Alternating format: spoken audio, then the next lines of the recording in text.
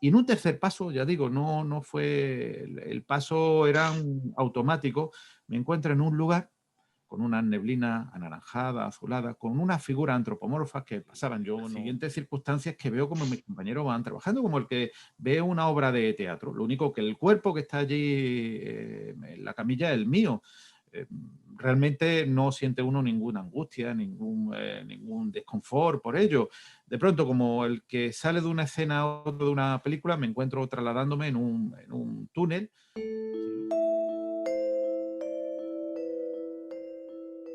Intransferible. Fue un día 25 de julio del año 2007.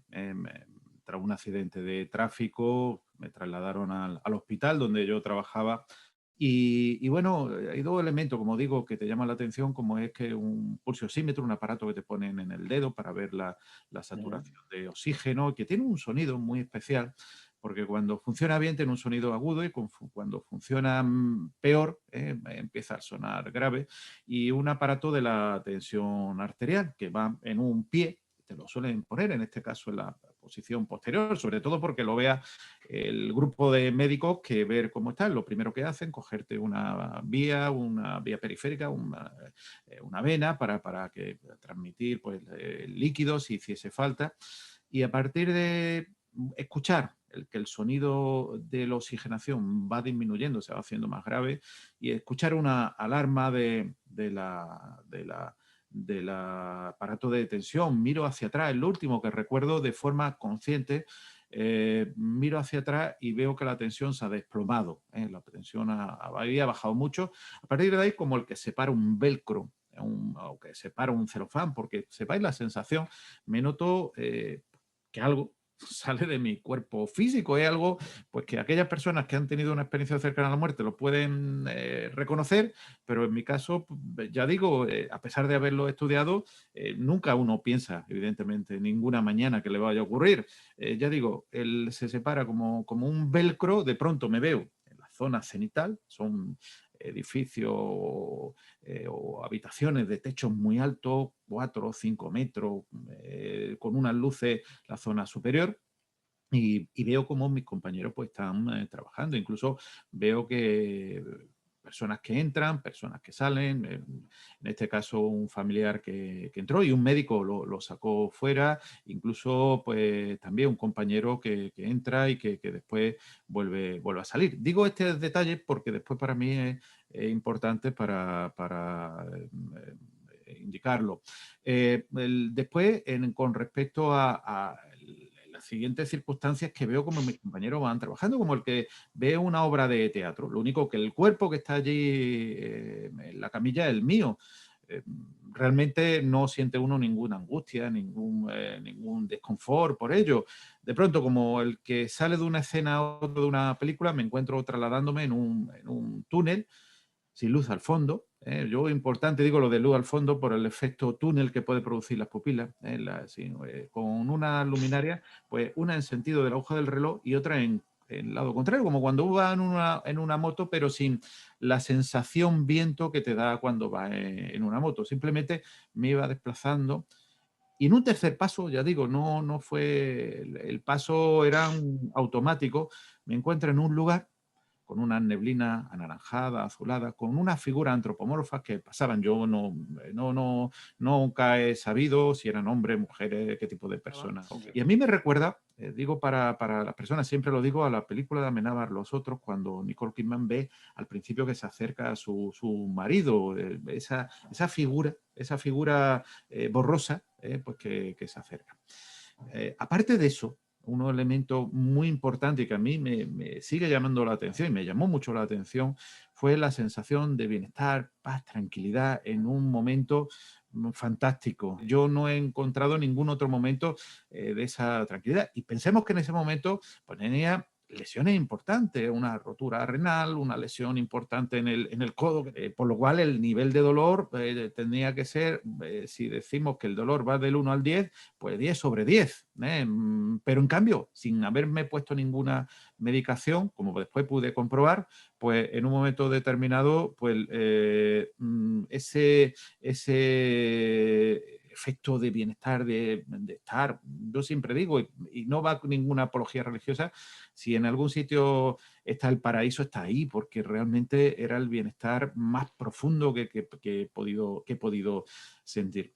Y después, como el que cae en un embutido, en una caja, en algo, de pronto, entré otra vez en mi cuerpo ya, pues como Dios me trajo al mundo, tapado por una sabaneta, con cables por todas partes, y bueno, empezó otra historia de mi vida, bueno, que después pude comprobar, y lo añado, que esas personas que mientras yo estaba en estado de inconsciencia, entraron, puede comprobar que fue así. Después de meses, después de indagaciones, evidentemente, pude comprobar que, bueno, el familiar, incluso me tardé tiempo en explicarse, en preguntárselo y bueno, explicarle la situación.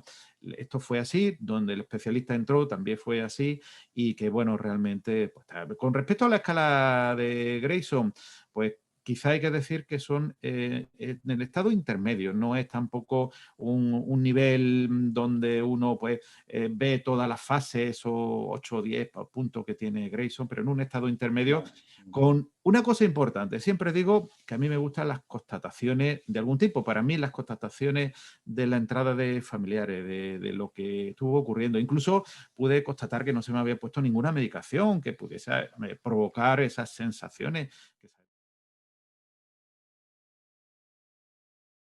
a personas que han tardado 35 años y me lo han contado a despacho cerrado porque no quiere que el entorno lo sepa. Es una de las cosas que ya no es por el estigma, sino por lo que tú has dicho, porque hasta hace poco, pues que si era una alucinación, como bueno, intenta defender la doctora Blackmore y otros muchos Mm, seguidores de la teoría neurofisiológica o fisiológica. Evidentemente, hay una parte que pueden ser, otra parte en la que se escapa. Por eso digo de la confirmación de cierto elemento. Las primeras personas que fue contando ese fue mi entorno más cercano, donde había médicos, y claro, ellos siempre hacían las mismas preguntas, oye, para ver si era una alucinación, si había un viso de realidad. Yo hice de investigador, no sé si de Poirot, de Sherlock Holmes o de Arsène Lupin, no lo sé, pero sí fui de investigador porque fui investigando mi historial de urgencia. Leí no sé cuántas veces el historial médico, lo que ponían los enfermeros, todo, incluso el traslado en ambulancia, lo que había escrito el conductor de ambulancia, que fue más parco, pero toda esa historia, incluso entrevistándome pues con los compañeros que me habían atendido, no diciéndole que había tenido una experiencia cercana a la muerte, sino que ellos me contaran la visión de lo que ellos habían vivido, cómo habían vivido el accidente que yo había sufrido. No fue hasta años después que yo recuerdo quizás 2, 3 años que no me decidí ya a contarlo abiertamente. Yo tenía mi archivo, tenía mi historia investigada, pero claro, cuando se trata de uno, cuesta mucho más trabajo exteriorizarlo. ¿Por qué? Porque lo que tú has dicho, lo primero que uno piensa que ha sido una alucinación de un cerebro en estado límite, en estado de hipoxia, en estado crítico. Pero cuando uno ve que lo que ha tenido es mucho más allá de ese estado fisiológico que pueda dar una explicación, uno dice, oye, aquí ha pasado algo distinto. Y entonces cuando uno ya empieza a comunicarlo, yo en mi caso estaba pues, en pequeños entornos, se lo comentaba a compañeros, incluso creo que han sido 3 las charlas que daban en el Colegio de Médicos de Málaga, pero invitados por los mismos médicos, por los mismos compañeros. ¿Por qué? Porque yo creo que sienten una necesidad de conocer, porque ha habido, y eso lo habrá vivido pues, compañeros como Luján y otros muchos, el doctor Enrique Vila en Sevilla y otros muchos compañeros, pues que ha habido durante años, sobre todo el principio de los 2000, en los años 90, un estigma de que eso no se podía contar, eso no existía. Y si no se cuenta, no existe. ¿Qué ocurre? Pues que en esos momentos uno piensa, bueno, pues yo lo voy a transmitir. Me da igual lo que piense porque yo estoy convencido de que lo que ha ocurrido es así. De hecho, sigo haciendo y se siguen haciendo investigaciones sobre eso, se siguen haciendo incluso valoraciones neuroradiológicas, investigaciones de todo tipo aquí en la península ibérica y en todo el mundo, para intentar darle una explicación lo más completa que se pueda, que la hipótesis pase a la teoría y la teoría, si en algún momento pudiese pues, llegarse a la tesis de concretar de que después de esta vida hay algo o continúa esta vida. Me llamó la atención, sobre todo la primera vez que di la charla en el colegio de médicos, cómo estaba repleta de enfermeros, auxiliares, médicos, especialistas que habían compartido conmigo pues, historias médicas de muchos tipos. Pues, mi especialidad en el hospital pues tenía mucha relación pues, con todas las demás especialidades y ellos no se atrevían a hablar. De hecho, muchos me cogían después de la charla, oye, mira, déjame que vamos a hablar de esto, a mí me ha pasado con este paciente, o me ha pasado esto otro, o tengo otro, ¿cómo te parece que haga estas investigaciones? Por lo cual, ese gusanillo que ellos llevaban también oculto y que realmente les costaba transmitir, como los compañeros en un principio pudieran presentar algunos escepticismo, evidentemente, pero otros muchos están muy interesados y estamos hablando de grandes especialistas de hospitales importantes. Por lo cual, evidentemente, es un campo de investigación que está ahí, que evidentemente queda también, y vuelvo a repetir, mucho por investigar, pero no podemos negar que ahí está y que hay que seguir, como cualquier parte de la ciencia, investigándola. Claro.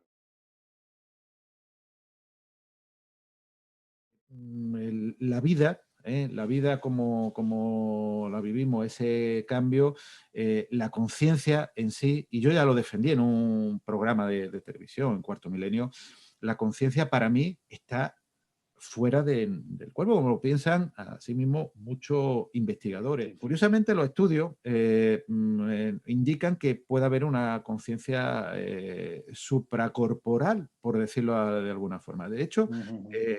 hace unos años contactaba conmigo un profesor de la Universidad de Málaga que me dio clases de radiología y el cual es un gran defensor. De hecho, hace muy poco estuvimos hablando precisamente de la conciencia fuera del cuerpo.